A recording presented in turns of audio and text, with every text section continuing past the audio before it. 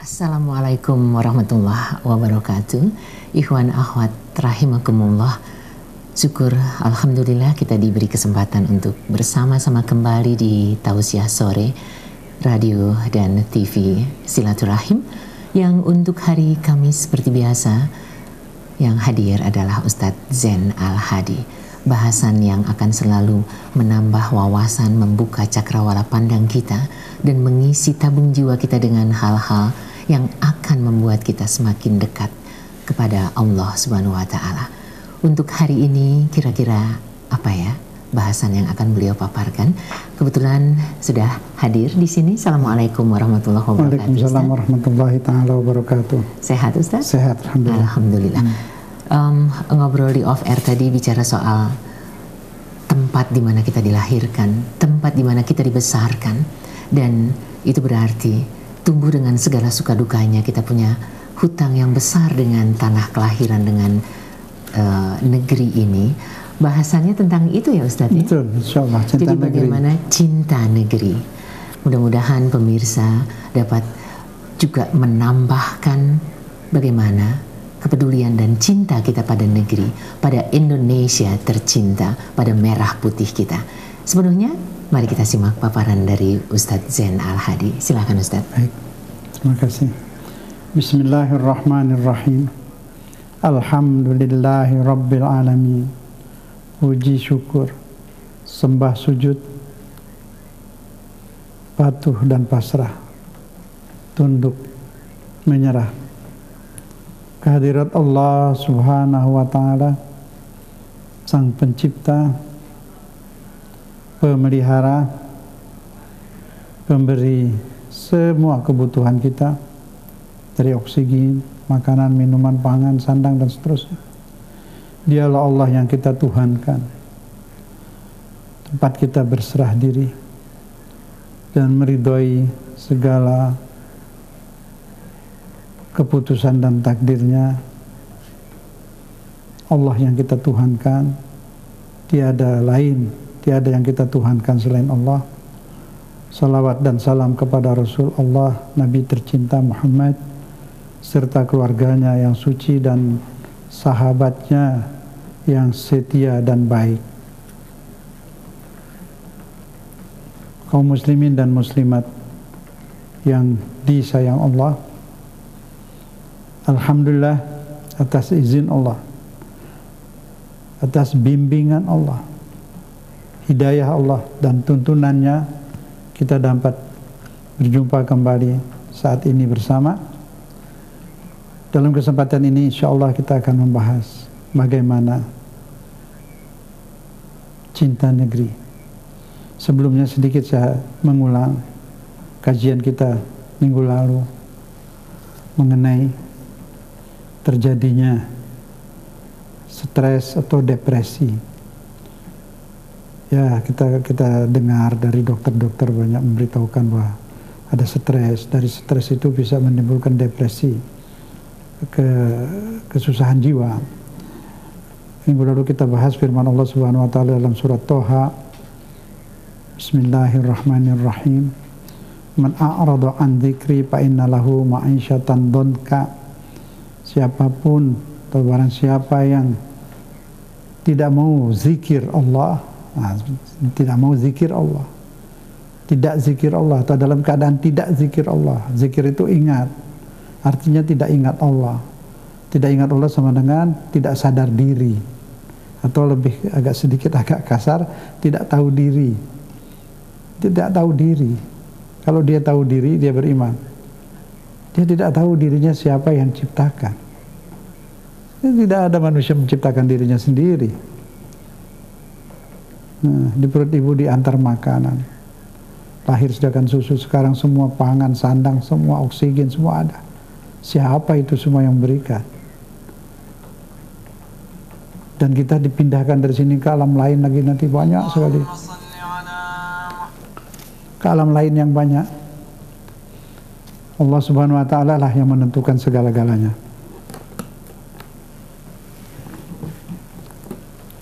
Allah Subhanahu wa Ta'ala pencipta, pemelihara, pemberi rezeki, penyelamat dan yang menentukan keadaan kita di masa depan.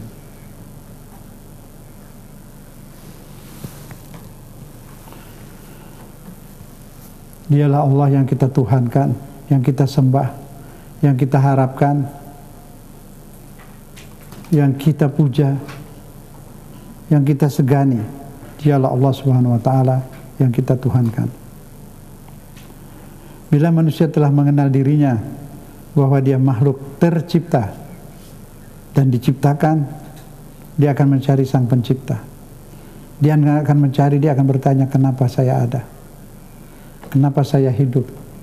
Siapa yang nyuruh saya hidup? Saya tidak pernah minta hidup. Saya tidak pernah bikin hidup. Untuk apa saya dihidupkan? Setelah di sini saya dipindahkan kemana lagi?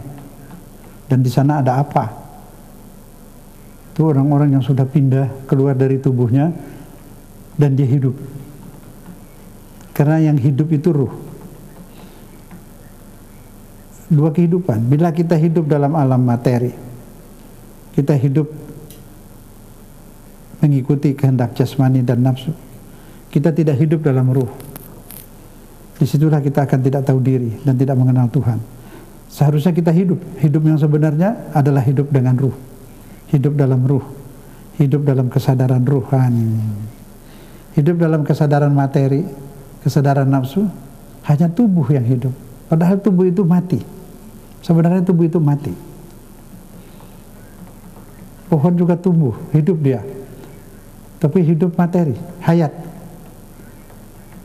Kita seharusnya hidup. Maka saudara-saudara yang belum hidup, hiduplah sekarang. Hiduplah, artinya apa? Sadar. Hidup dalam rohani, ruh. Berhubungan terus ke Allah. Bila tidak berhubungan ke Allah, ruh itu rindu. Bila tidak kepada Allah, itu yang menimbulkan stres. Maka dikatakan man arada an zikri fa innalahu ma'isyatan dzunka. Barang siapa tidak mau sadar, tidak mau ingat, tidak mau eling, tidak mau berhubungan dengan Allah, dia akan donka. Donka itu apa? Itu donka dalam bahasa Arabnya itu sesak napas. Artinya sesak napas apa? Ya depresi. Dari stres menjadi depresi, lama-lama panik.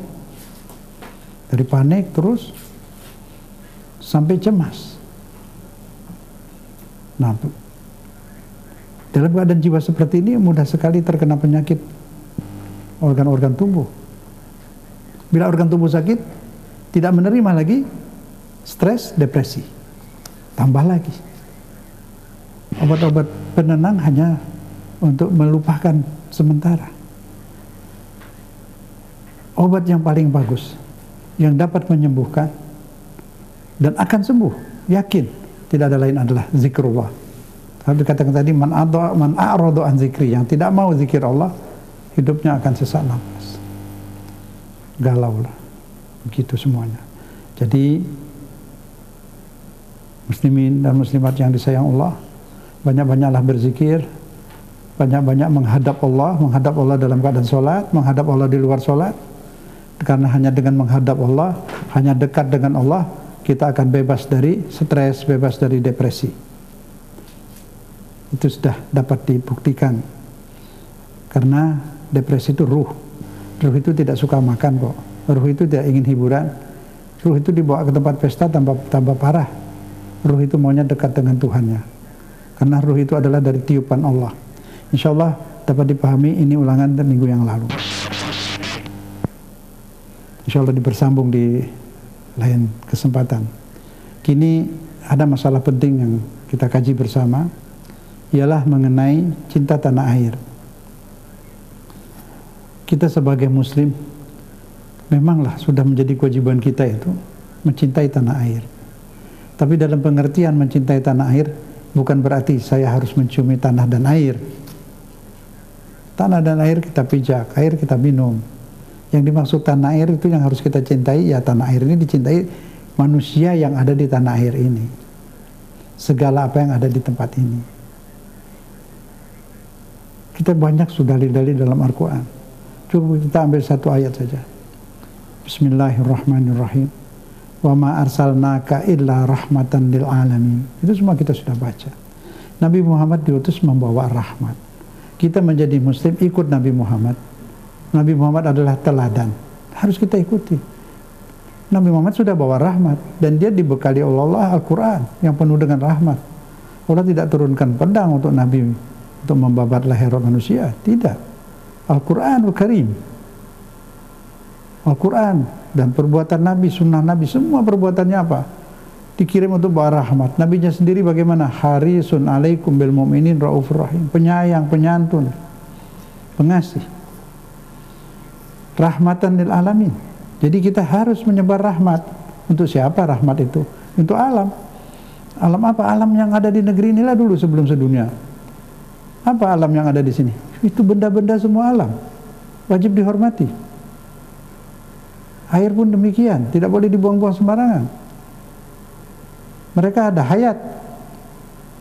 Itu bisa baca buku. Kalau orang luar negeri yang menulis baru kita bisa yakin. Dulu bila ada orang baca doa di air, apalah dikatakan macam-macam. Setelah ada buku dari Jepang, The Power of Water, baru orang semua tahu kalau air itu ada hayat, bisa ada komunikasi. Itu harusnya rahmati, jangan sampai air-air itu keruh. Jangan sampai air itu terbuang, air-air bersih, mubazir, air itu tidak suka dibuang mubazir. Gunung, jangan digunduli. Itu sungai, semua alam benda harus dihormati, rahmat untuk alam benda. Alam tumbuhan, pohon tidak boleh ditebang kalau tidak ada kepentingan. Harus ada penghijauan. Menjaga kelestarian alam itu wajib. Ada dalam surat Ar-Rahman. Wajib menjaga lingkungan. Ini alam ciptaan Allah, tidak boleh dirusak. Allah membuat alam ini indah. Kita pelihara dengan baik. Rahmat untuk alam. Rahmat untuk benda. Rahmat untuk tumbuhan. Rahmat untuk hewan. Saudara-saudara, saudari, semua muslimin dan muslimat, tolong yang mendengar ini, sampaikan kepada saudara-saudara kita itu yang bawa ayam dengan motor itu. Ayam ditumpuk begitu rapat sampai dekat roda, sampai ke atas, susah napas, kepala di bawah, kaki di atas. Itu penyiksaan, itu dosa besar. Muslimin, pelajarilah Islam yang benar. Tidak ada dalam ajaran seperti itu. Menyembelihnya juga harus hati-hati, pisaunya tidak boleh diangkat. Potong, isap rokok dulu, tidak sah itu. Harus tempel terus, maksudnya apa? Supaya cepat. Banyak ajaran-ajaran merahmati hewan. Sedih. Banyak mati itu di bawah itu, yang di truk begitu juga.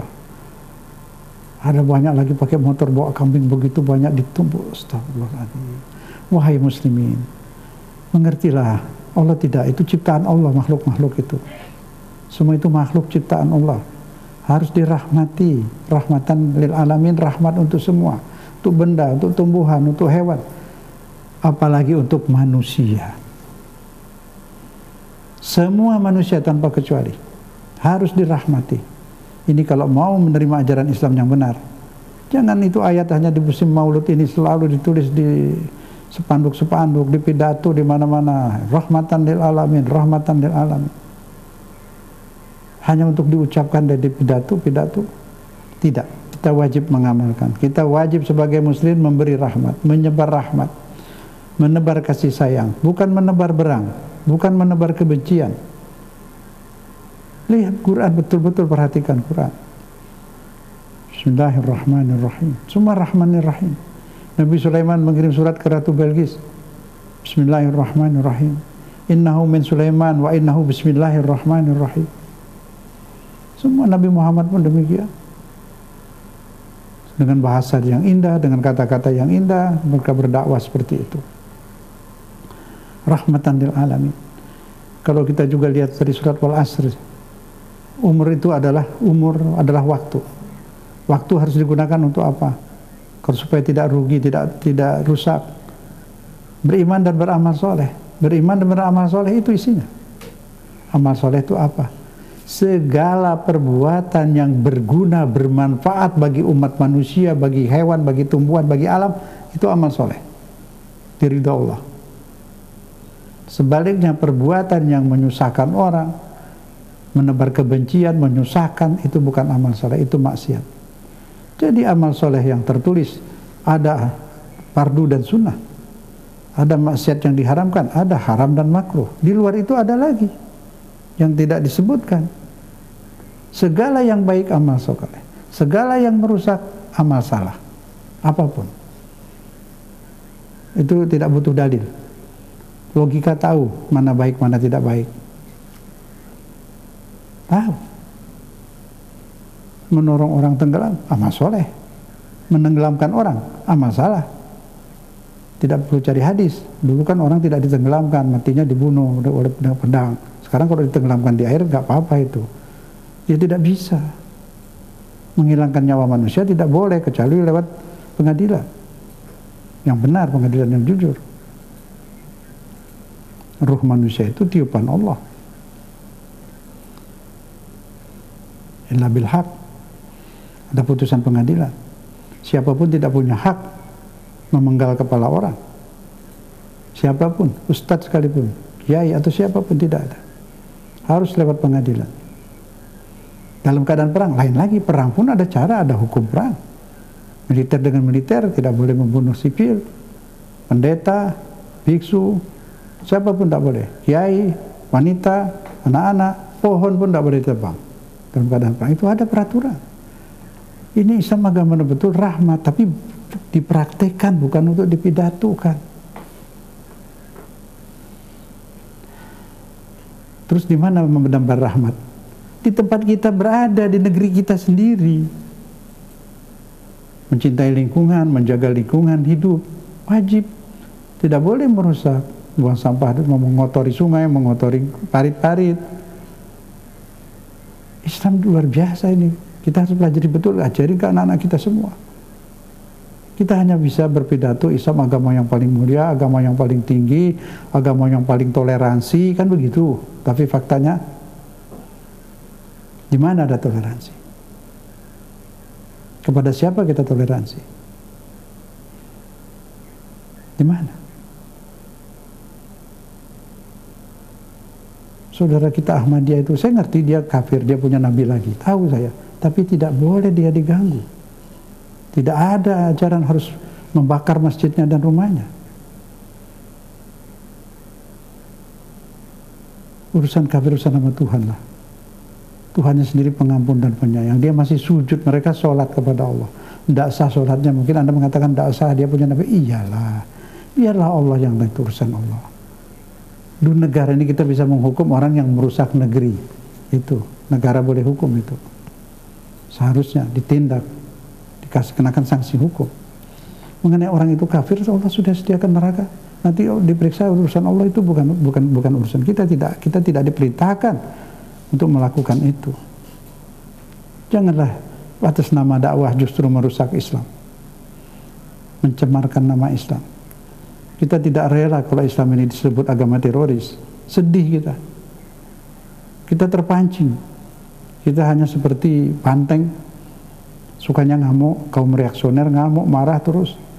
Mereka tahu dikibarkan bendera merah, kain merah, kita seruduk. Nggak tahu dibalik kain merah